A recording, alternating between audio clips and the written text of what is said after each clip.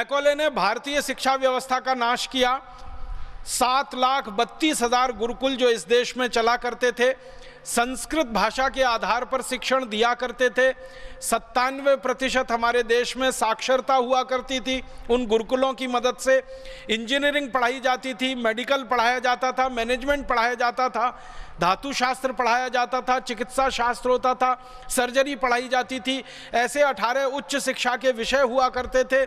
इन सब विषयों में पारंगत देश भारत को मैकॉले के एक कानून ने खत्म कर दिया जिसका नाम था इंडियन एजुकेशन एक्ट। उस कानून के आधार पर संस्कृत को उन्होंने प्रतिबंध लगा दिया और संस्कृत के आधार पर पढ़ाने वाले गुरुकुलों को प्रतिबंध लगा दिया।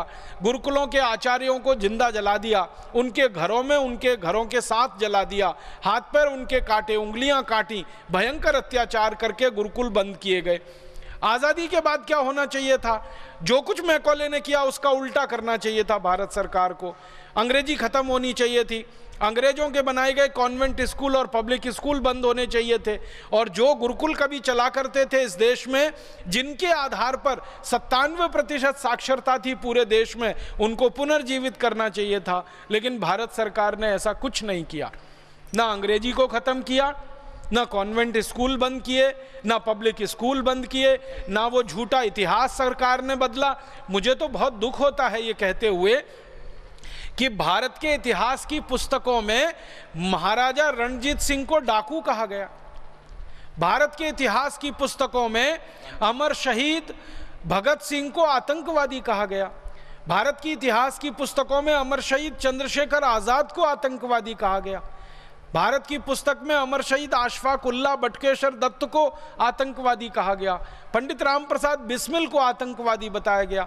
अंग्रेजों के लिए ये सब क्रांतिकारी नहीं थे, अंग्रेजों के लिए तो ये आतंकवादी थे, लेकिन भारत के लोगों के लिए तो ये क्रांति मूर्ति थे, क्रांतिकारी थे, वीर पुरुष थे, साहसी पुरुष थे, जिन्होंने हमारी आज़ादी का रास्ता हमको दिखाया। तो हमारे लिए तो वो वीर पुरुष हैं, हमारे लिए तो अनुकरणीय हैं, उनको हम आदर्श मानते हैं। लेकिन आज़ादी के बाद की किताबों में अभी भी उनके लिए आतंकवादी शब्द आता है। बहुत दुख होता है। और उससे भी बड़ा दुख होता है कि भारत की सत्ता व्यवस्था में शीर्ष स्थानों पर बैठने वाले मुख्यमंत्री और मुख्यमंत्री स्तर के नेता अमर शहीद चंद्रशेखर आजाद को अभी भी आतंकवादी कहते हैं, और कहते ही नहीं है, मानते भी हैं। और मुझे उससे बड़ा अफसोस है कि जो अमर शहीद चंद्रशेखर आजाद को आतंकवादी कहे वो किसी देश का, किसी प्रदेश का मुख्यमंत्री बनकर रहे। इससे बड़ी विडंबना इस देश में कुछ नहीं हो सकती। हमें तो ये होना चाहिए कि अमर शहीद चंद्रशेखर आजाद को आतंकवादी कहने वाले का हर तरह से नामो निशान मिट जाए, ऐसा इस देश में प्रयास होना चाहिए, ऐसा अभियान चलना चाहिए, बनिस्बत इसके कि अमर शहीद चंद्रशेखर आजाद को आतंकवादी कहकर गाली देने वाला मुख्यमंत्री बन जाए किसी राज्य का, और मुख्यमंत्री बनकर लूट करे पूरे राज्य के संसाधनों की। शर्म है, अफसोस है इन सब विषयों पे। तो हुआ ये है इस देश में कि आज़ादी भौतिक रूप से हमको मिल गई, अंग्रेज हमारे यहाँ से चले गए, लेकिन अंग्रेजों के बच्चे इसी देश में छोड़ गए।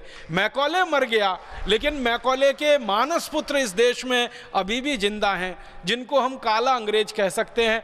उन्होंने जब से आज़ादी के बाद इस देश की व्यवस्था को संभाला, सरकार को अपने हाथों में लिया, अंग्रेजों का बनाया हुआ और अंग्रेजों का बिगाड़ा हुआ कुछ भी इस देश में उन्होंने दुरुस्त नहीं किया।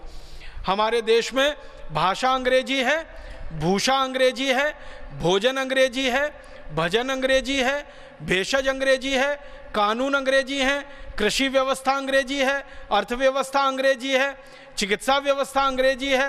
हर स्तर पर अंग्रेजियत अंग्रेजियत अंग्रेजियत छाई हुई है।